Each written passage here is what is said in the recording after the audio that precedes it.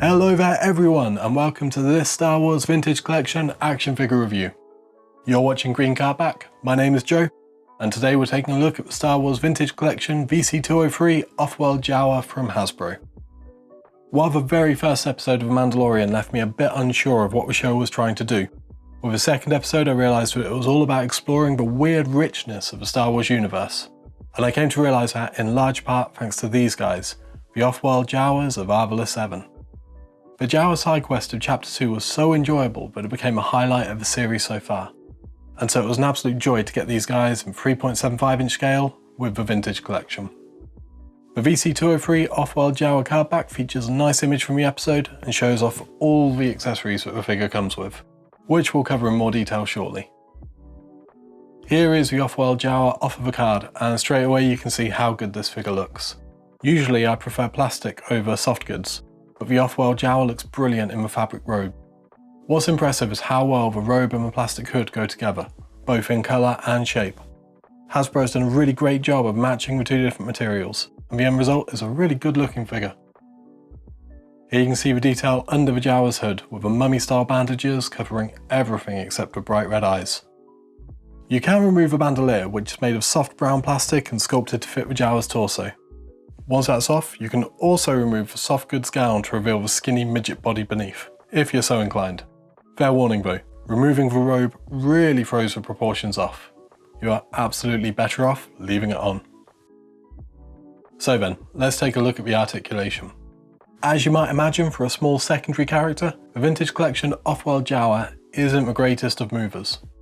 You get a single ball jointed neck, swivel hinge shoulders and elbows, swivel wrists, a swivel waist and swivel hips.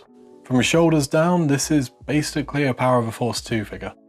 This means that Jawa is easy to stand, but dynamic poses aren't really on the cards.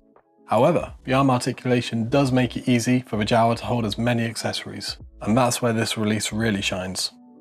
Aside from the bandolier and the robe, which I don't really count as accessories since the figure's appearance relies on them, you get an ionization blaster, a CA-87 ionization blaster, and a DT-12 heavy blaster pistol. Both of the ionization blasters look great, with lovely worn and weathered paint apps. The DT-12 heavy blaster pistol looks a little more lost in the Jawa's hand. It's fair to say that the little guys look best with the big guns.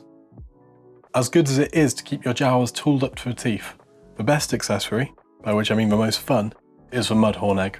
It's a solid lump of textured plastic, it's all one colour and could have used a few more paint apps, and the Jawa can barely hold it. But thanks to the sheer grim joy that the VC203 Jawas take in chowing down on the egg, it gives the little guys something to celebrate. And that is important when you're a short plastic toy.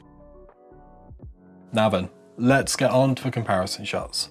First of all, we have the Offworld Jawa next to a VC166 Mandalorian figure, which is Mando as he appeared in the Mudhorn episode.